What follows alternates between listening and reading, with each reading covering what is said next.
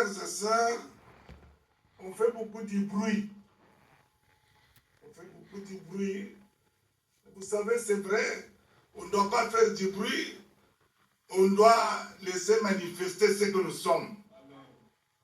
On les reconnaîtra par leurs fruits. Frères bien-aimés dans le Seigneur.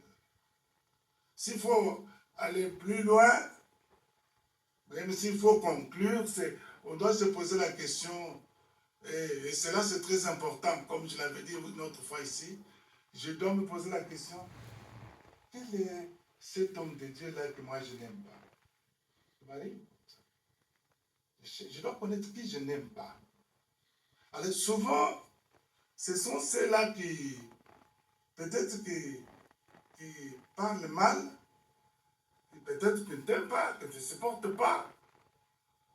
Quand je connais un, je dois l'appeler. Mais il y aura une autre fois qui dit ne l'appelle pas. Pourquoi tu l'appelles? Je dois l'appeler. Parce que je suis John qui est un homme double. John, fils de mon père, et John, fils de Dieu. Donc ça dépend de la personne qui est bien nourrie, qui est bien soignée. Il va avoir la force pour être au-dessus de celui qui est faible. Ça, c'est très important. Alors, regarde maintenant. Maintenant, qu'est-ce que je fais? Je dois appeler la personne pour laquelle John dit qu'il ne faut pas l'appeler. Ouais, ça. Il donne même des raisons. Alors, mais John, fils de Dieu, est obligé à se soumettre à ce que dit la parole de Dieu. Il est obligé à se soumettre aux instructions divines. C'est ça, c'est la marche.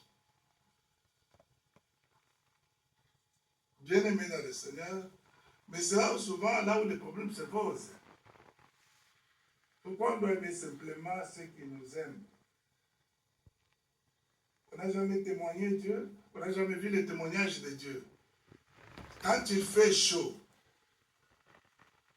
c'est pour les bons et c'est pour les mauvais. Quand il plaît, c'est pour tout le monde.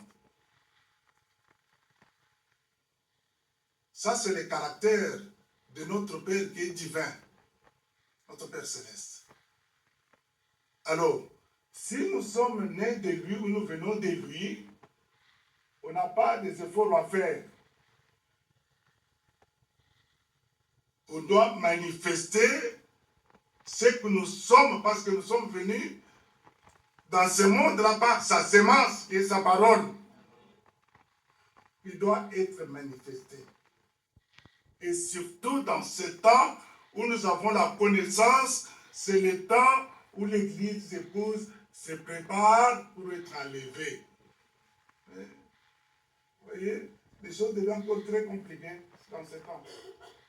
Mais c'est la prophétie, non? Il sera difficile d'être croyant. Donc, il sera difficile de vivre la vie des croyants compte tenu des choses qui se passent sur la terre actuellement. Mais Dieu a l'obligation de s'occuper de ceux qui lui appartiennent. Parce que c'est lui seul qui a décidé pour ce qui le concerne.